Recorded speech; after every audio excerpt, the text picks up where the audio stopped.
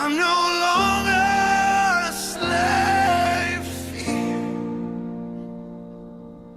I am a child of God. Amen. We're coming back. We're coming back today to what we began last week. Who remembers where we were last week? On earth as it is in heaven. On earth as it is in heaven. Just a little bit of revision. Remember, when God created man, he was very specific. It wasn't a hit and miss affair. It wasn't an experiment that he was doing. When God created man, he was very specific regarding the function and the role that man was going to fulfill in the earth. Genesis 1, 26 to 28. Then God said. It's always important to hear what God says. Amen. If you have questions that need answers, then you need to hear what God said, because he's the one with the answers.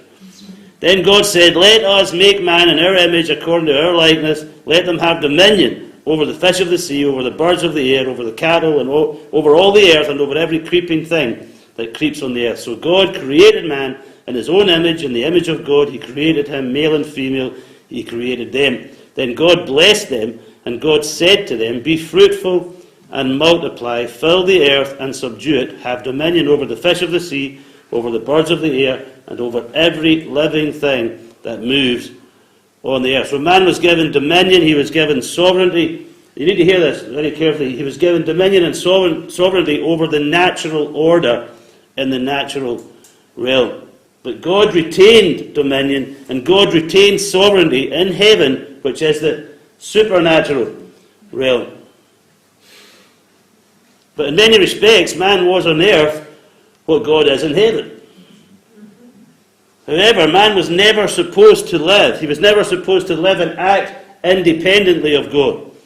We were designed to live completely and totally and utterly dependent upon the supernatural assistance and intervention that only God can supply.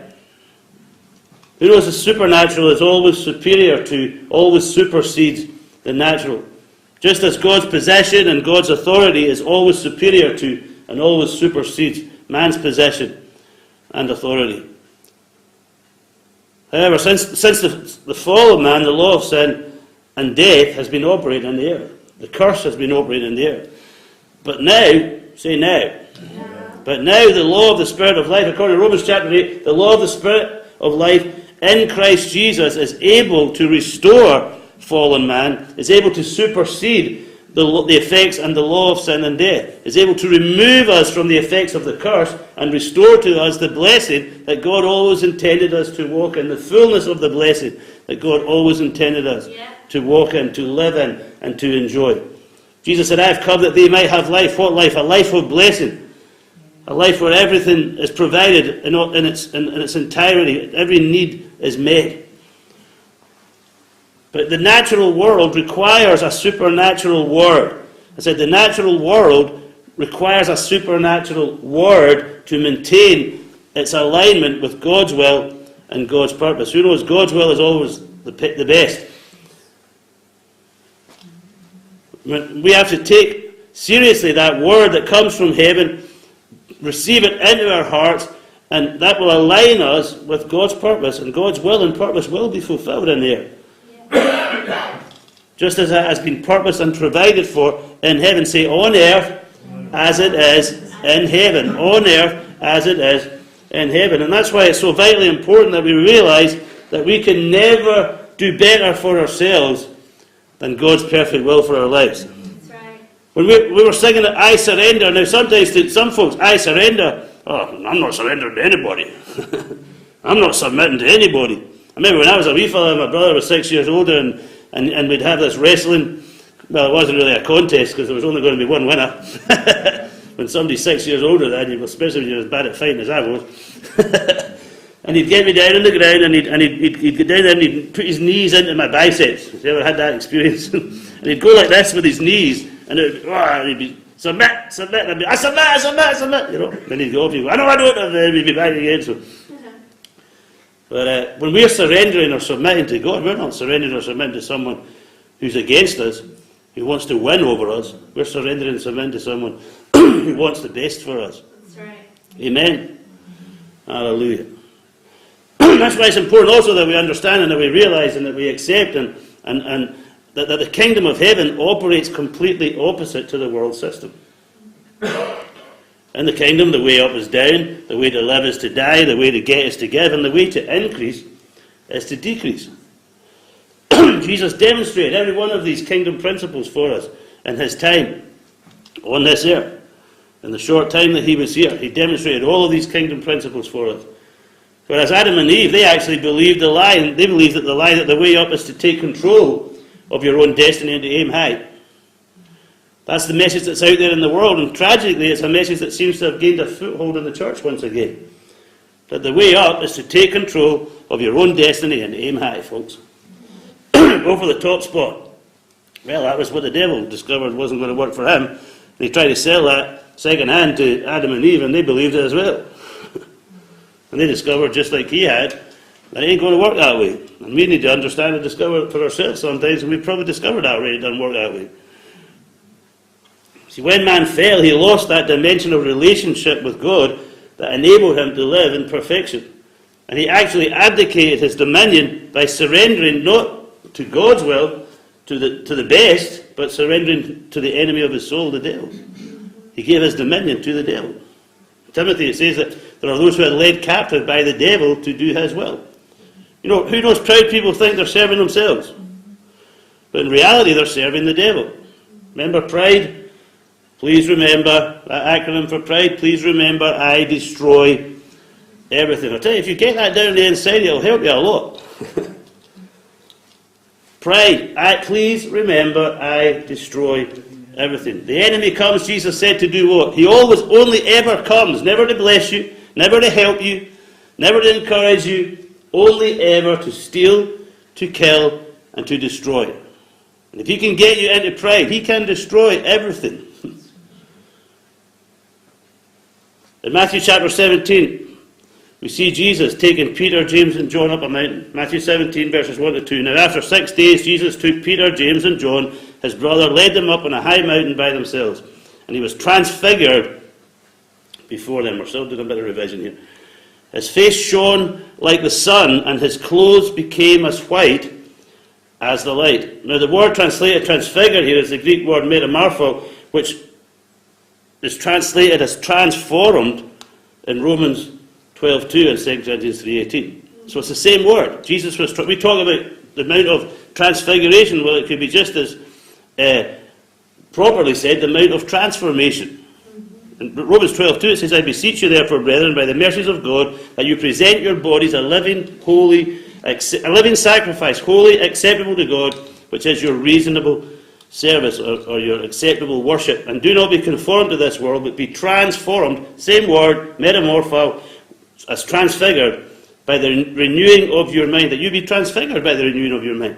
That you may prove what is that good and acceptable and perfect will of God. 2 Corinthians 3:18 says, but we all with unveiled face, beholding as in a mirror the glory of the Lord, are being transformed or being transfigured into the same image from glory to glory, just as by the Spirit of the Lord. That word metamorpho is the Greek word from which we get the English word metamorphosis. Metamorphosis is defined as a change of the form or nature of a thing or person into a completely different one by natural or supernatural means. God's heart is to change us from one type of person into a completely different kind of person by supernatural means. Who knows, if you're going to bring heaven to earth, you're going to have to connect with heaven. That's right. This is not a lottery. This is not a chance thing. In order to bring heaven, say, on earth as it is in heaven. Well, in order to, Jesus said, pray this way, that the Father's will would be done on earth as it is in heaven. In order for that to happen, we're going to have to connect with heaven. If we're going to bring heaven to earth, if there's going to be transfiguration, transformation, this is not formula, folks. This is relationship we're talking about here. The kingdom of God does not operate by formulas. Peter says it this way, he says, desire, cry out for, like a newborn baby, the sincere milk of the word, not a formula. And that's what they used to call the baby milk, wasn't it? The artificial baby milk, formula. Well, the church has replaced the word of God, the sincere word of God, very often with formula.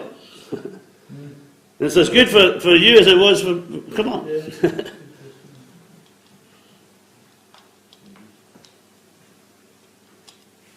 If we're going to fulfill our assignment, we need that level of relationship with the Lord and with other like-minded people who we spend time with and fellowship with and draw from and learn from, receive insight from. Remember what happened? Jesus is up there on that mount. Who's he fellowshipping with? Moses and Elijah.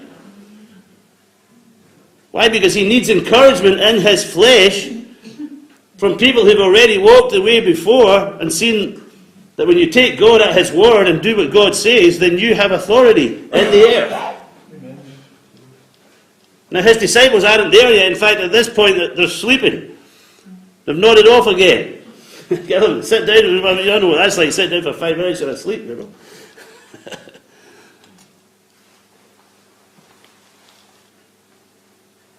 We need to have people we spend time with, fellowship with, draw from, learn from, receive insight from, encouragement from, accountability, impartation, and even when necessary, people who will rebuke and correct us. I know that's not very popular and it's not always very nice when it happens, but sometimes it's very necessary. Yeah. We need to link up with other churches, other ministries that we can relate to and mutually benefit from. You know, sometimes I'll read something or hear something from another minister or I'll listen to a recorded message and it will really engage with my spirit at a really deep level, and I know at that point that I'm being fed with truth. Truth that is high octane, truth that really lifts me up to a new place of understanding. Other times I might read or hear something and when I hear it, I really wish that I'd been... It's something I might already know and I'm in agreement with, but it's something that I'll be reminded that if only I'd been discipled with that truth by those responsible for my training in righteousness when I was a young believer, I could have avoided a lot of pitfalls, avoided a lot of heartache. There were some things at that point that Jesus just could not share with his disciples because their understanding was very limited at that point. So we need to recognize, folks, that there are things that have never been part of God's will for us. Sin was never part of God's will for us. That's right. Sickness has never been part of God's will for us. Oppression, depression, every kind of oppression and session you can think of, none of these were ever God's will for us. Poverty was never God's will for us. That's right. And yet, tragically, somehow or other, they have become established as an accepted part of life. As an accepted part, sometimes an expected part of our experience. And have been even accepted by many as an expression of the will of God. Whatever will be, will be. It must be God's will. Why it's happening? That's not true. That's not the revelation of God's word. That's certainly not the revelation of his heart. How do you know what's in his heart? Well, he expressed it through his word. That's why we're told that our warfare includes pulling down strongholds, casting down arguments, and every high thing that exalts itself against the knowledge of God. What do you know about God? I know God is love. I know that he loves me. I know that he's faithful. I know that he's my Father. I know that he is a covenant God. I know that he has promised to be everything I will never need him to be whenever I need him to be. I know that. Well then, you need to cast down every argument that opposes that. Everything that comes to you that exalts itself against that knowledge that you have of him. You need to pull down the strongholds that exist in other people's minds also. By doing what? By speaking truth. It says that we need to that our part of our warfare is bringing every thought into captivity to the obedience of Christ. Remember, a stronghold has been defined as a mindset. This is a powerful, powerful definition, by the way. A mindset impregnated with hopelessness. Do you know how many believers have this mindset? A mindset impregnated with hopelessness that causes the believer to accept as unchangeable. To accept. It's passive acceptance. Remember the year of the righteous roar? Remember moving from passive acceptance to active and aggressive expectancy. For what? For God's perfect will to be done. Yeah. Come on, help me. On earth as it is in heaven.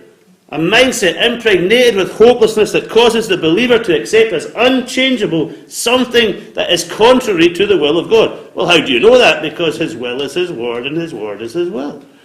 If it's contrary to what he's revealed concerning himself in his word, then it's obviously, is this too simple? It's obviously not his will. Anyway, we're back up the mountain there, Peter, James and John, and they see what's happening with Jesus on the mountain, and what happens? Peter starts running off at the mouth, starts havering, starts trying to, how do I fit into this religious equation here? What can I say that sounds really smart at this moment? But as he is still speaking, a bright cloud overshadows them, and a voice speaks from the cloud. The voice of the Father speaks, and this is what he says, Matthew 17, verse 5, "This is my beloved Son, in whom I am well pleased. Hear him." Hear him. This is my beloved Son, in whom I am well pleased. Hear him. Now, as I was thinking this, it sounds to me like there's a key learning experience coming here. God is saying you need to hear him. You need to hear what he's going to be saying to you, what he's going to be communicating to you shortly. So when they come down from the mountain, they enter immediately into a situation where the other disciples, the remaining disciples, are trying to minister deliverance to a young boy. His father has brought his boy to Jesus' disciples, and really the pressure is on the disciples here to perform. But they're failing miserably. Does that sound familiar? I said the pressure is on. Have you ever felt that pressure? You know, if someone comes to you with a need, maybe it's at the end of a service, maybe it's just out there somewhere in the world, they've heard what you've been saying, and they come to you, and all of a sudden the pressure is on to perform. But hey, they're failing miserably. Nothing's happening. Nothing's working. They're trying everything. They're pulling everything out of the hat. Everything they've seen Jesus do, they're trying it, and it ain't working. You know, in Mark 16, remember, Jesus comes after his resurrection, and he rebukes the disciples for their unbelief and their hardness of heart. But he doesn't say, it's all over for you guys, I'm quitting on you. No, then he recommissions them. He realigns them with their assignment. Remember, we're talking about assignment alignment. We need to stay aligned with God's throne if we're going to see and fulfill the assignment that he's given us. He refreshes their assignment. He tells them to go preach. I was thinking about this, and I've always said when God says something in a certain order in his word, it's important to recognize that order. There's a message in there for you. And he refreshes their assignment and tells them to go preach. And then he tells them that signs will follow those who believe. And I think it's really, I was just thinking about this yesterday afternoon, I thought it's really interesting that the first thing he mentions is casting out demons. And I wonder if a few of the disciples' minds went back to that day when all of their attempts to help that young boy had failed. Maybe they would have preferred if he'd passed up on deliverance ministry. Come on. But the very first thing he says is, you will cast out devils. And some are like, oh, the last time we tried that didn't go so well. Now Jesus is saying they'll cast out demons, but the thing is, what they needed to understand, or come to this, what they really needed to get hold of was that it won't be just to prove that God has power over demons, but it will be to demonstrate that God has incredible love and compassion for people who are tormented by demons. That's right. It's the same with everything else. If we don't recognize that that is the motivation for seeking signs, then our seeking of signs will either produce a faith accident or will end in miserable failure like it did for these guys that day. Because back on that day, Jesus explained to his disciples, remember they came to him afterwards, because he just does it with a word. We'll look at a wee bit more of that later on. But Jesus explained to his disciples that some things are only shifted as a result of prayer and fasting.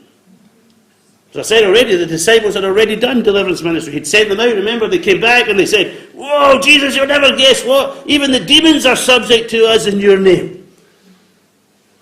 Jesus said, well, just calm down. Don't rejoice that the demons are subject to you, but rejoice in this, that your names are recorded in heaven. And Jesus explains in this day that some things are only shifted as a result of prayer and fasting. They'd already done deliverance ministry, but then they encountered failure. And Jesus explains why. And we need to hear it today because sometimes we've experienced failure. Hands up. See, when we experience failure in healing or deliverance ministry or our prayers for the salvation or the return of backslidden loved ones seem to go unanswered, then there's a kingdom key here for us. Jesus said, I will give you the keys of the kingdom. Why? So that it can be on earth as it is in heaven. Jesus says some kinds only come forth through prayer and fasting. Remember, Jesus came, we've been looking at this over the last, this is something that we're really in at the moment. Jesus came to show us how to do the man stuff. Why? So that the God stuff can flow through us unimpeded, on earth as it is in heaven. Who knows failure is humiliating? In the world, humiliation is a very negative experience. But you see, in the world, the kingdom operates completely opposite from the world. In the kingdom, humiliation can be a positive experience. Why? Because at the cross, Jesus turned every negative into a positive. Only proud people reject humiliation as a positive experience. Failure is humiliating. So when we fail and feel humiliated, we can either look for someone else to blame for our failure. That's what Adam did, wasn't it? Adam, where are you? Well, I was hiding from you. Well, why is that? Because I was naked. He said, who told you were naked? And then the finger pointing started. Well, actually, it was that woman you gave me that caused all of this.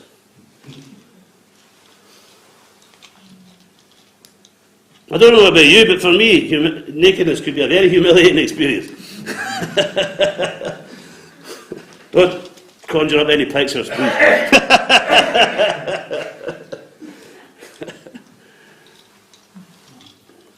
So when we fail and feel humiliated, we either look for someone else to blame for our failure, or we can go to God in our humiliation and ask for the solution. Pray for the solution. Why did this happen? You see, we've become accomplished. Please listen to this. Especially in ministry, we have become accomplished at placing the blame on others when our spiritual authority has come up short. Yeah. What happened when Jesus came down the mountain that day? When he immediately entered into this situation with the demonized boy. See, the Father comes to Jesus and he tells Jesus, he informs Jesus that he had come to Jesus' disciples to deliver his boy, but they had failed. See, maybe the disciples were trying to pin the failure on the Father's lack of faith. But Jesus cleverly reveals a very powerful truth here. I need you to listen to this. You see, in Mark's account of this incident, Jesus says to the Father that all things are possible to those who believe. If you can believe, he says, all things are possible to those who believe. To which the Father replies that he believes, but he asks for help for his unbelief. And Jesus, what did the Father say? What did that voice from the cloud say? This is my beloved Son, hear him. And Jesus is showing us here that there is even help available for unbelief. Yes. If you're not too proud to admit you've got any. Oh, not me, no unbelief right here, boys. Oh, no, I believe it. Oh, yes, sir. In fact, it ain't working. Well, that must be somebody else's fault. Can't be mine, because I believe.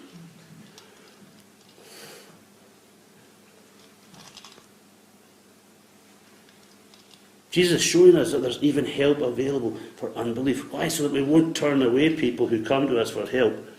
The ones that we fail in helping. That we won't send them away with an added burden of condemnation regarding their lack of faith. That's the last thing they need. I said, that's the last thing they need. And God knows that. And God who loves people, he knows that. So Jesus tells the disciples that some kinds of demonic activity can only come forth with prayer and fasting. Remember, our security is in our humility. I'm glad you got that. I saw Andy miming it at least.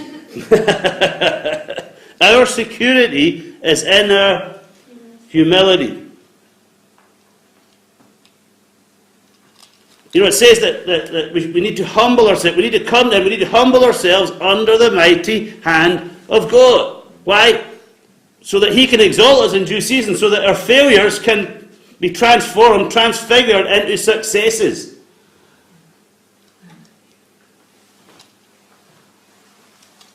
Jesus suffered humiliation when he came from heaven. He stripped himself of all of his divine privileges. He came, took on human flesh, and came to show us how to do the man stuff. Some people think he came to show us how to do the God stuff. No, he showed us how to do the man stuff so that the God stuff could be on earth as it is in heaven. Through a man who was perfectly aligned with his Father's will, who chose every day, every moment of every day, to submit and surrender his will to the Father's will, no matter how uncomfortable that might be at times. He refused to choose the route of pride and claim his rights everywhere he went. Come on. You know, as we live in a world that everyone's demanding their rights. Usually they're demanding the right to be wrong. We have one right. He has given to us the right to be called the children of God and to live like Jesus lived, in perfect submission and alignment with the Father's will. But anyway, Jesus suffered humiliation when he did the man stuff the right way. The fact he was doing it the right way was also perceived by others as the wrong way. Why? Because the kingdom is opposite to the world.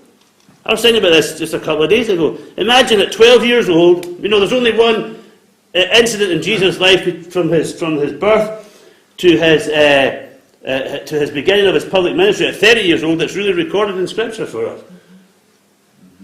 And that is when, at 12 years old, his family have gone to Jerusalem, to the temple, and they've left and they're travelling home with other families, and someone notices Jesus isn't here. Where is he? Well, he must be still in Jerusalem. They go back, and there they find him, in the temple, speaking with the elders. And he says something. He says, he's 12 years old, okay? He's a boy of 12. He says, "Did you not know that I would be about my Father's business?" Can you imagine the derision that statement received?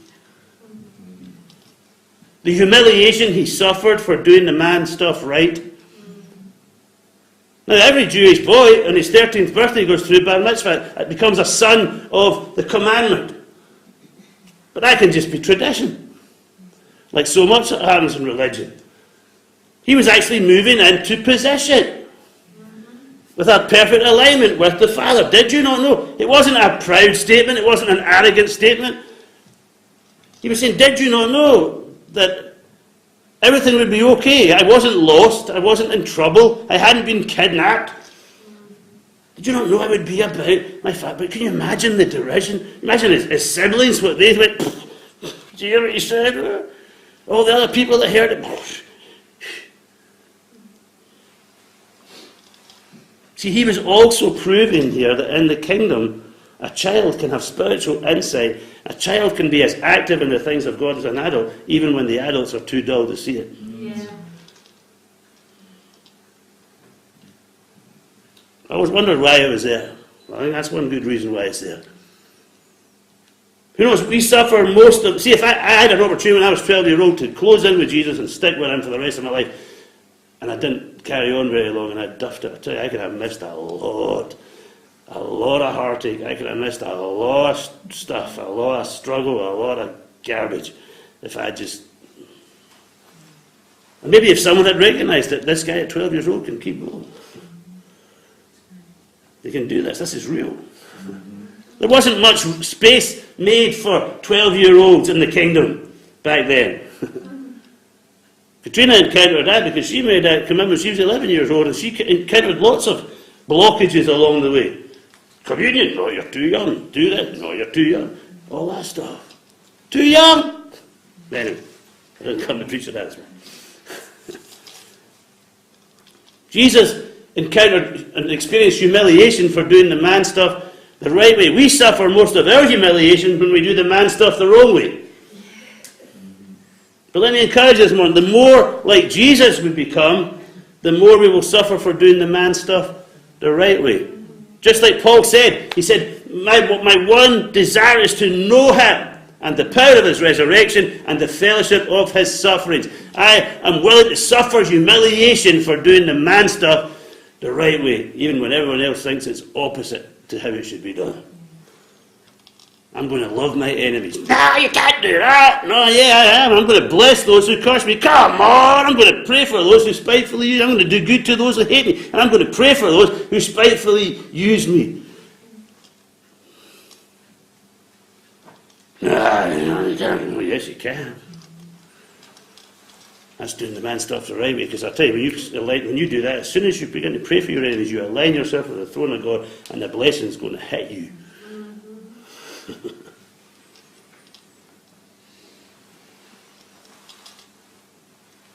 Prayer and fasting, folks, represent time spent in the presence of the Lord in a place of denial of self. You see, fasting is one of the aspects of fasting, of course, is you don't eat. You're actually denying your flesh a legitimate desire, legitimate need of your flesh to eat. It's not an illegitimate desire, it's a legitimate desire. But you're denying yourself that desire in order to humble yourself. Back in the day, they would call for a day of humiliation and prayer. Who remembers that? Some churches still use that kind of language. I don't know if they know what they're saying or not, but even around here in this town, I've seen it advertised, we're having a day of humiliation and prayer because of the state of the nation.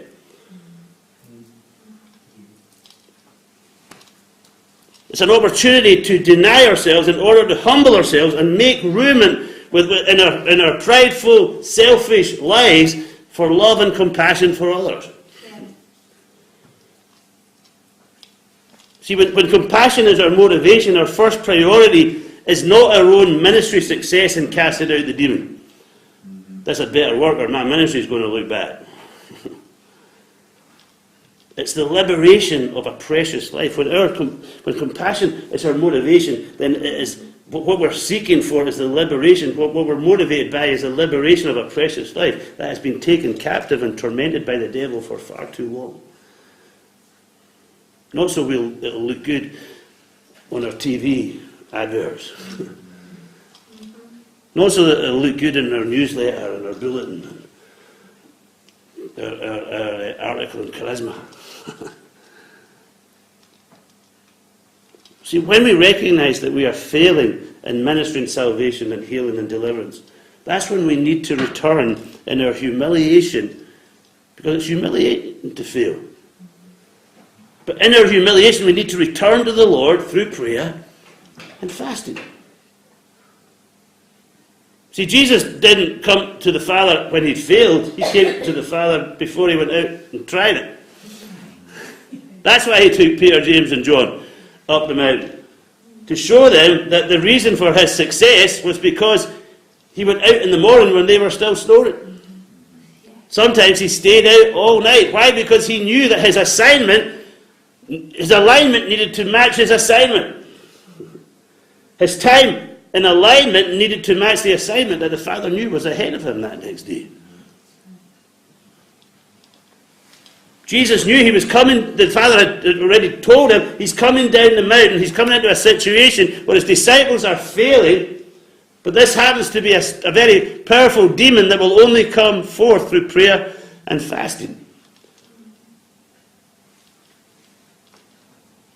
Jesus took Peter, James and John up the mountain with him that day for a purpose, for a reason. Why? So that they could see that the power that he operated in was not his.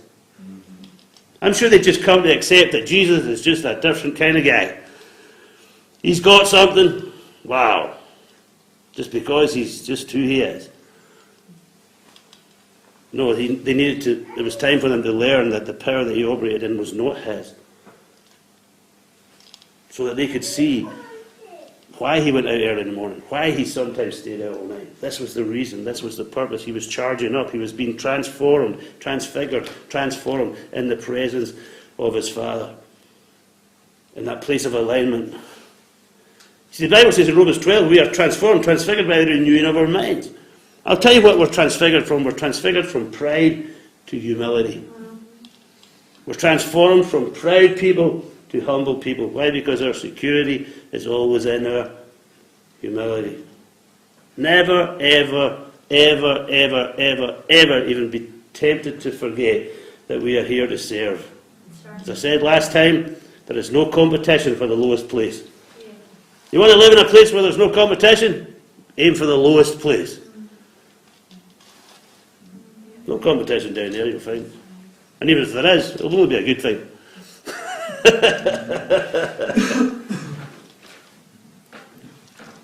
Many years ago, if you've been around this church for a long time, maybe you'll remember this. I found it in my mother's Bible after she died in 2002. I always wondered why she could remember it, because she had it written on the cover of her Bible. So whenever I started saying it, she obviously just opened her Bible and started. I was always impressed, you know.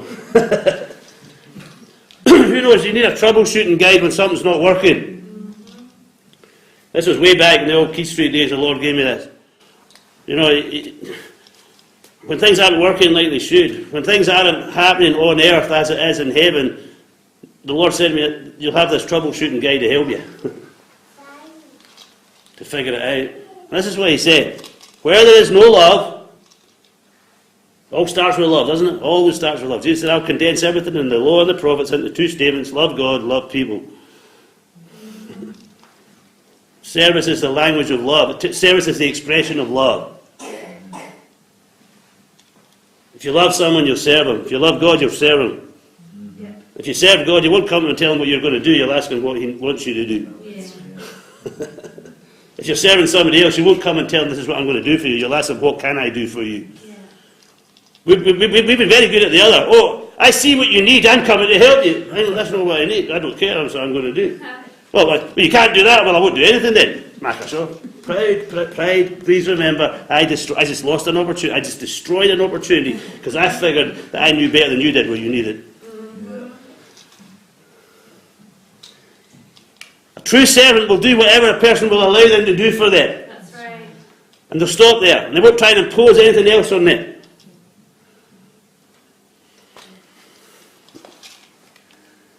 He said, where there is no love, there will be no faith. In other words, if there's no faith, back up a bit, it's because there's no love. See, the father of the young boy here wasn't the problem. He loved his boy, and his love fueled his faith. He says, I do believe, but help me if there's any unbelief. Please help me with that. What fueled that man's faith was his love for his boy. That's what brought him. That's why he brought his son. He was looking for Jesus, but he had to make do with the disciples, you know. And they failed.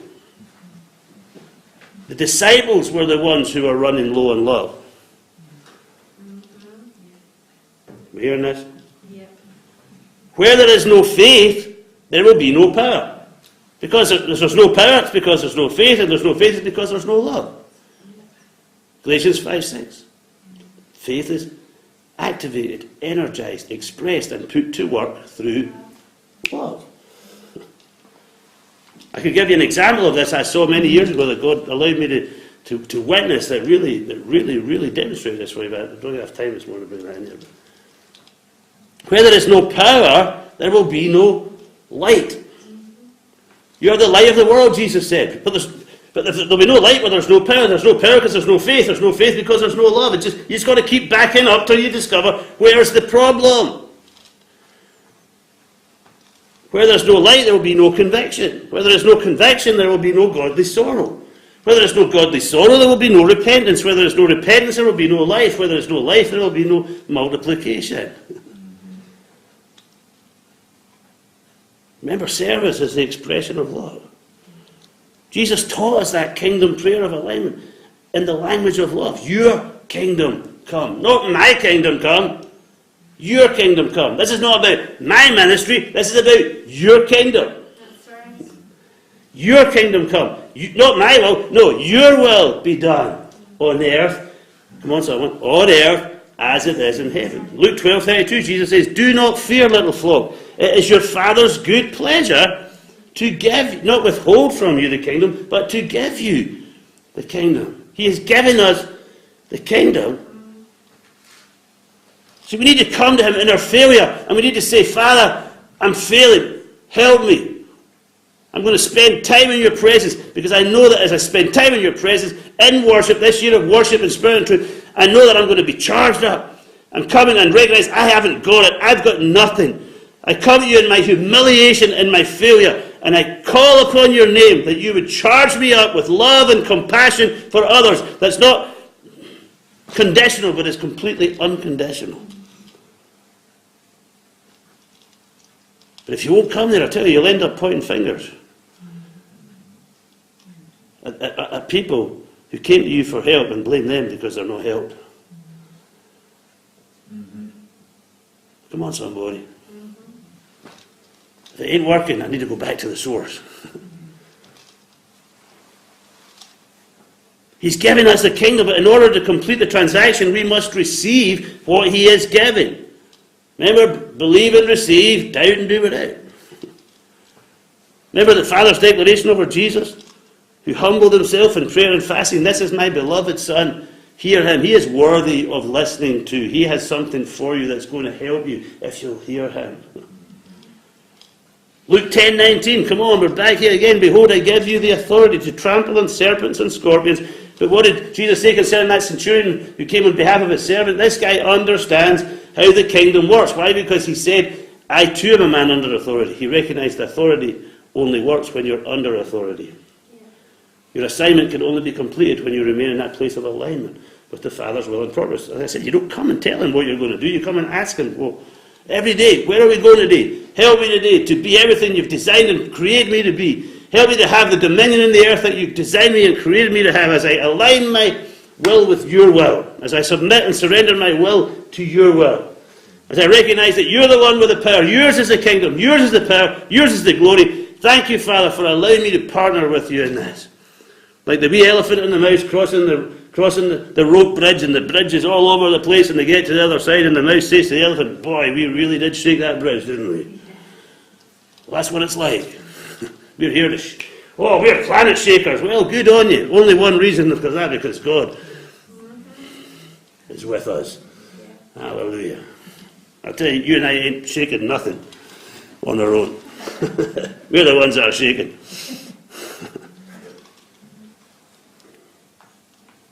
Behold, I give you authority to trample on serpents and scorpions over all the power of the enemy, and nothing shall by any means hurt you. I'll never get tired of saying that, man. Is that the truth, or is it not? If it is true, then why do we so often allow things to hurt us?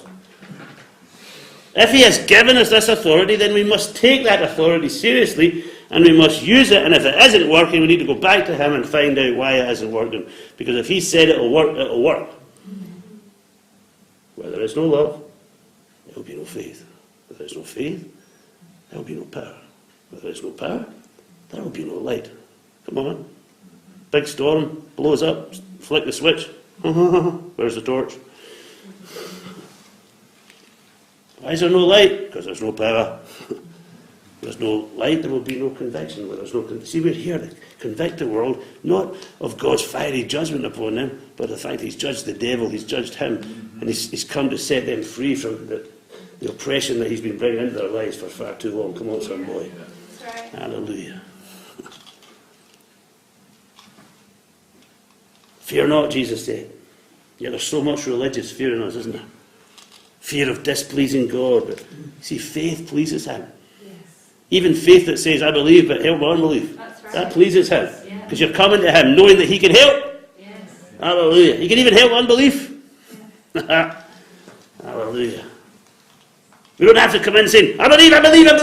Oh, smack, waiting for the whack. And I don't, you mean, jumpy liar. Faith pleases him, and perfect love casts out all fear. Then we think, but what if I try it and it doesn't work? Well, I have advice for you. I've got some good advice for this one. Why not just keep trying it until it does work? I tell you what, we would have no light if the guy that invented the light bulb had given up on the first, second, third, fourth, fifth, sixth, or I don't know how many attempts it took. You just kept trying it till it did work. You kept going back to the drawing board to find out why it wasn't working. Maybe the first time it did work, it worked for 5 seconds. We thought, well, if it works for 5 seconds, it can work for longer than that. Let's go back and jiggle things a little bit more.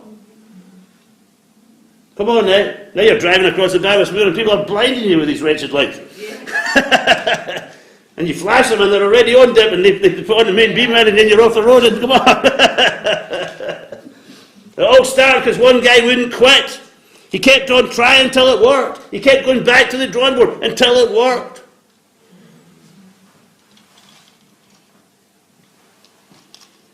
Here we go again, folks. The Lord told me to tell you, you have the authority. You already have that authority. He's already given you that authority. If it's not working, the authority to do what? To say stop. To say stop to what? To say stop to everything that the devil is bringing into this world from hell. People have that phrase out there, hell on earth. Well, Jesus said, don't pray for hell on earth, pray for on earth as it is in heaven. That will deal with the hell on earth. I said, how do you get the hell out of the world? The Word. Get the hell out of the world. Bring the Word. God's Word. Hallelujah. Always tops anything the devil can do. He's given us a word for everything, a word for every situation, every circumstance. Hebrews 5, verse 12 to 14. We won't go much further with this. We'll be done. Hallelujah. Hebrews 5, 12 to 14, then into chapter 6, verses 1 to 2. For though by this time you ought to be teachers, you need someone to teach you again the first principles of the oracles or the sayings of the words of God. And you have come to need milk and not solid food. For everyone who partakes only of milk is unskilled in the word of righteousness, for he is a babe. But solid food belongs to those who are of full age, that is, those who by reason of use have their senses exercised to discern both good and evil. Oh, I got it wrong. Failure's humiliating. Well, where are you going in your humiliation? Humble yourself under the mighty hand of God, and He will exalt you. He will move you from failure to success. Stop blaming other people for your failure. Every time you fail, it's because of something that's... Now, well, I can even hear people saying this, right? Well, what about Jesus? You know, he said that it says that he couldn't do much in Nazareth because of their unbelief. Yeah, because they didn't bring their unbelief to the Father. Didn't say he couldn't do anything there, it said he couldn't do many things there. Come on.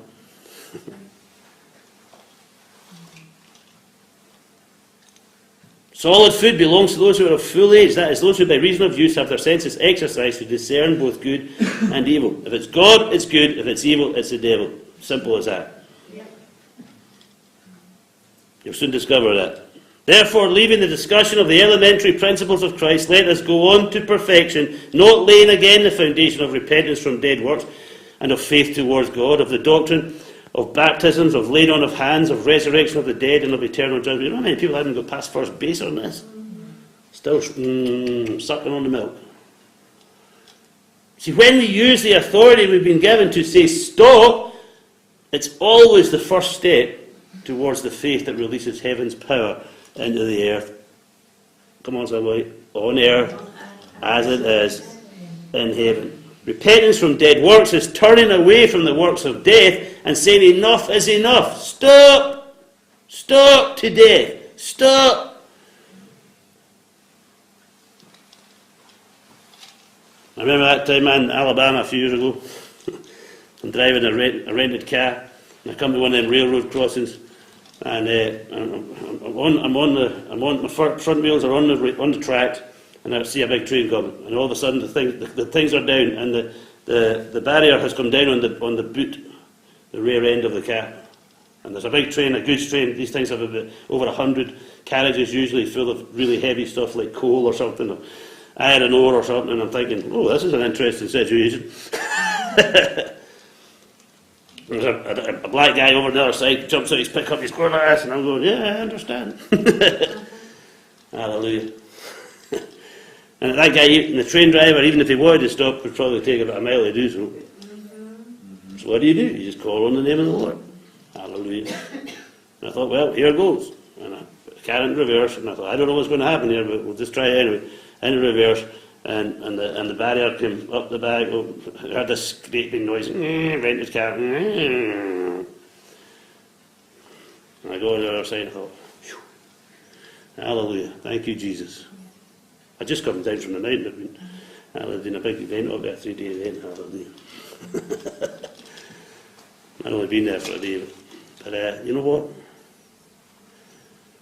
I thought, you know what my next thought was? Oh no, what the rental company going to say? I got the car back, I drove a couple of hours up the road and got the car back, and I went out and I bought some of that colour stuff, you know, rub it, and took it back. Fine, no problem. Hallelujah. What does he stop to death? Yeah. Hallelujah. Stop to everything that's a manifestation of the curse. And when we say stop, then we turn our faith, because we're just taking the authority we've been given, but that's not enough. You see, we need God in this. Then we turn our faith towards God. Embracing His life, inviting Him to come and do what only He can do. Amen? I believe when I said stop, the angels came and lifted that thing. You could hardly see a scratch mark, but I was just paranoid without the stuff, you know. I heard it. You can imagine. I mean, you're not supposed to, these barriers they come down, boom, they come down like that for a reason. I believe God immediately sent angels there to lift that barrier again, and said, reverse it, hallelujah. Wait another 5 minutes till the train passed. Boom, boom, boom, boom, boom. Then we turn our faith towards God, we embrace His life, we invite Him to come and do what only He can do. When we say stop to everything that is the result of sin, it brings us immediately into alignment with God's Word, with His good and acceptable and perfect will for our lives. I have come that they may have and enjoy life in all of its fullness. We can pray the prayer that Jesus gave us, your kingdom come, your will be done, on earth as it is in heaven. I don't believe it's your will that train takes me out. Katrina gets a phone call 5,000 miles away. Telling her there's been an unfortunate disaster, tragedy. Come on, somebody. Do you believe that? If you don't, say, help my unbelief. I know we can say, I believe it, but I tell you, sometimes we struggle to believe it, so we can pray, help my unbelief, and the Lord doesn't reject that prayer. He doesn't condemn us for that prayer. He loves that level of humility. I'm struggling, I believe it, I really do believe it. I'm struggling with this unbelief stuff, but help me with this. He said, yeah, I can help you with that. We can say stop to sin, to sickness, to oppression, to poverty. We can say stop to the natural elements. We've seen it happen. Come on now. I remember one time in the ferry with the kids, 4 kids, and Katrina says, it was pretty rough. She says, you need to get up there and take that anointing you've got. She didn't mince her words. She said, you need to go up there, take that anointing you've got and rebuke that wind. I thought, well, here we go then. She says so. She that has authority has spoken. I took one of the kids or something up on the deck and I said, in the name of Jesus. I'll tell you what, no one of them was sick. Hallelujah, the wind went down. And we were just coming out of the harbour, by the way. We're at the middle of the Minchin, it's calm. Yeah. Hallelujah. Is that true? I mean, I'm not making up stories. I mean, she's here to confirm it. We have power to say stop to the natural elements, just like Jesus did, because He was here to show us how to do the man stuff. As I said last week, when will you walk on water? If you ever need to walk on water. If you don't need to, why would you want to walk in water? Every time you try to get in the bath, you can't get it. Come on, every time you step out the shower, all of a sudden you're on top of the water. What's the good of that? There might be a time when you have to walk on water. Then you will have that ability, that authority.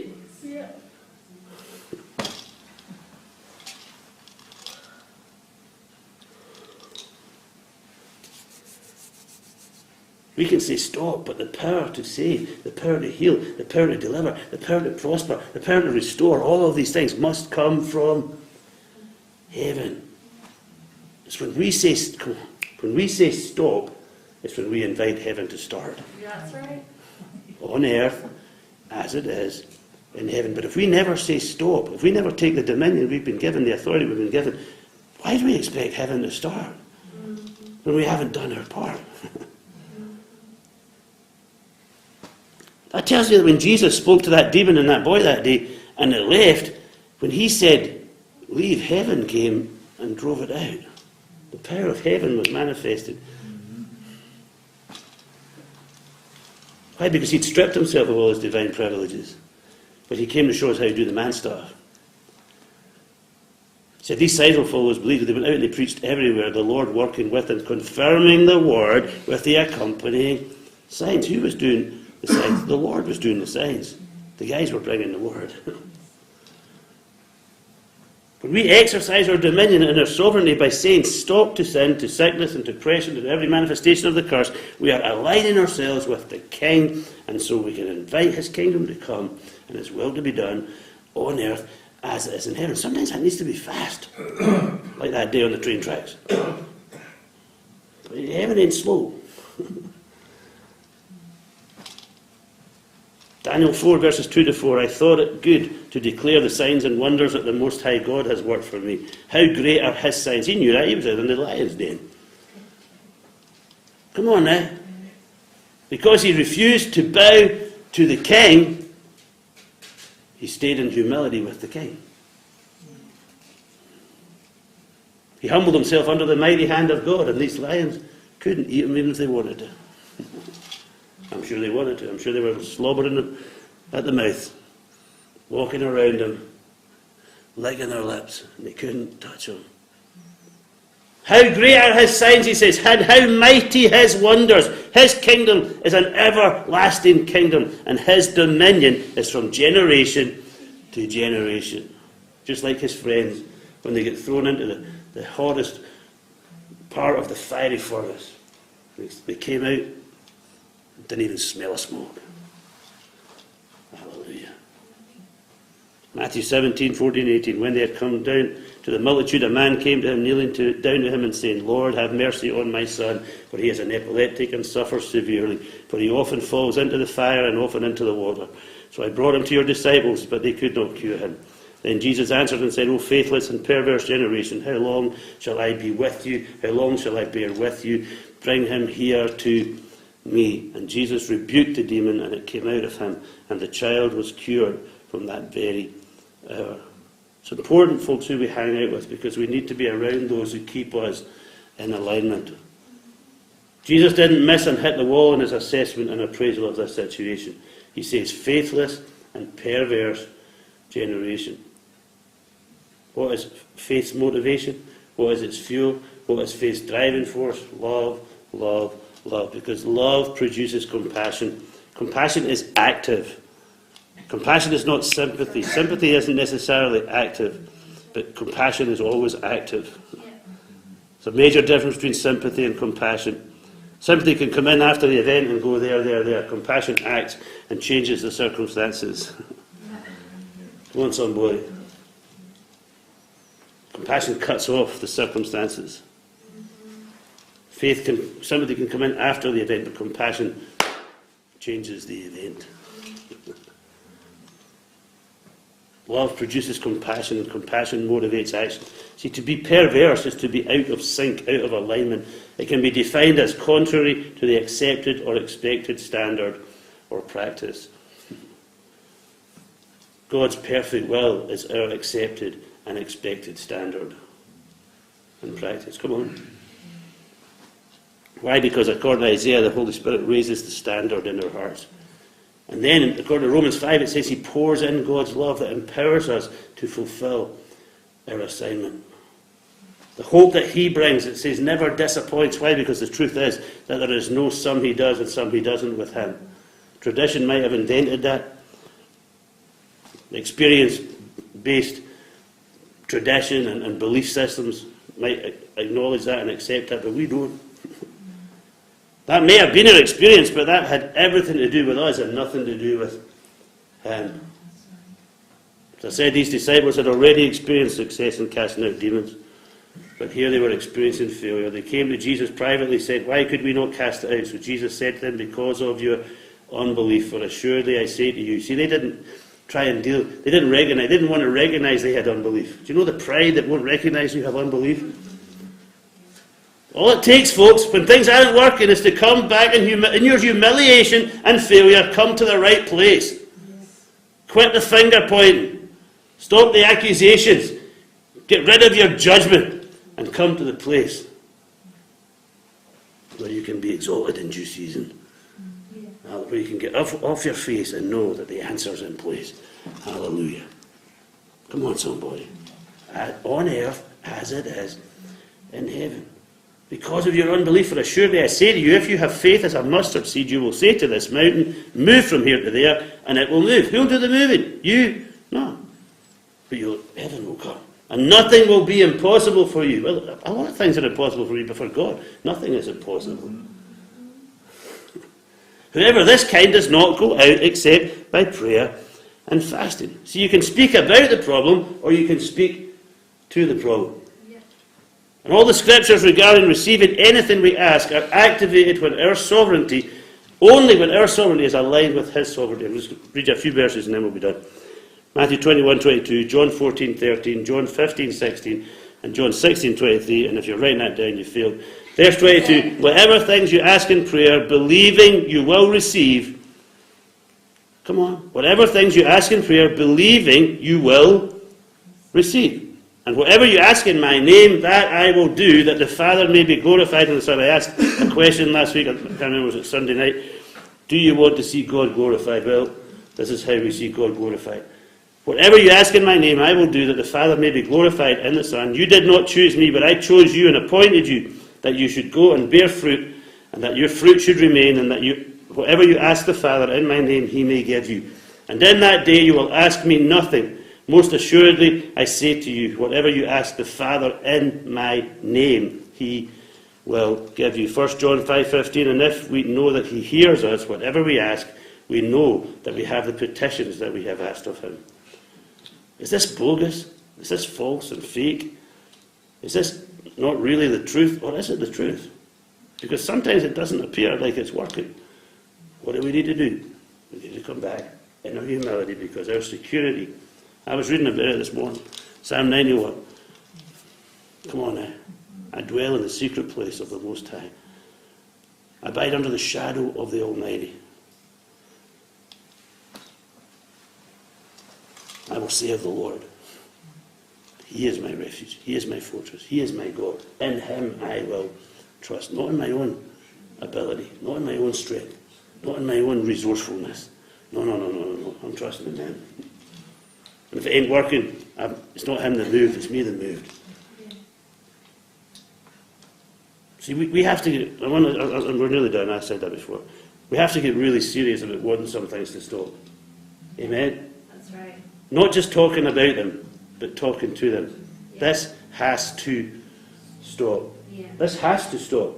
Why? Because God says, I have the authority to say stop, so I'm going to take. He told me, He woke me up in the morning, man. He says, tell them, go tell my people. Everywhere I've gone since then, I've tried to bring this message. God said to tell you that He has given you the authority to say stop. If we're going to see that authority that we've been given become effective, then half-hearted, double-minded lip service will never cut it. Christianese, religious talk ain't going to do it. We can't receive anything from the Lord with that attitude, even although He is giving it. Yeah. I don't know about you folks, but I've recognized over the years in my own life that the negative attitudes, the habits, things, destructive habits, all of these things have never stopped until I determined that I really wanted them to stop. And as soon as I determined that I really, and we can pretend we want them to stop, we can pay lip service to the fact that we like them to stop, but when you finally make that decision, I want this to stop, that's when it stops. When you stop making excuses for why you're still doing it, that's when it stops. When you take that authority, then heaven's power is released. Yeah. It worked with smoking, it worked with drinking, it worked with many other things. One time I asked the Lord, I was struggling with something for a long time. Long time. Kept going back, kept falling back in. I said, Lord, when is this going to stop? He said, same as the other things. I sat the roundabout manor up there and I asked him, I stopped there, just let somebody pass. I was there at the corner shop. I said, when is this going to stop? He said, just the same, it'll go the same way as the other things went. But you know what? I didn't immediately say stop. Well, I had the head for it. But no. I guess there was something in me just didn't really want it to stop then, but it stopped now. But only when I came into that place of alignment and said, okay, Father, this has to stop. He said, that's all I needed to hear. That's all I needed to hear. It was your strong desire to say stop. Every time that decision positions you in alignment with heaven's throne, where all of a sudden you can access the mercy and the grace that you need to help, that you need to restore you. That's my experience. That's my testimony. Say stop. Come boldly to the throne. It's a partnership, folks. It's the Father's pleasure to give us the kingdom. Let's stand up. I said it's the Father's pleasure to give us the kingdom, but we have to ask and receive. We were singing about that this morning, weren't we? These songs were leading us to that, bringing us into this place. The Lord can look and say, Lord, are you drawing near to me with your lips? But is your heart still far from me? Because if you'll just bring your heart into alignment with your lips, and then allow out of your heart become the fruit of your lips, then something's going to happen. There's going to be a transfiguration. There's going to be a transformation. Because, folks, it's time for us to see days of heaven on earth. Our Father in heaven, hallowed be your name. Your kingdom come. Your will be done on earth. Come on, someone. On earth as it is in heaven. Father, I pray you would help us continually to humble ourselves before you. Recognize when things are not working, it's not someone else's fault. And it's most definitely not your fault. Somehow we've moved out of alignment. Sometimes we need to just get out the troubleshooting guide. See what's missing here. Where has things gone wrong here? Humble ourselves under your mighty hand and know that before very long we'll be back in the place that we're designed to occupy. That place of dominion. That place of humility. Wherein lies our security. Thank you for that, Father. Thank you that we live in a secure place under the shadow of the Almighty, under your mighty hand. Oh, hallelujah. Manifest your kingdom, Father.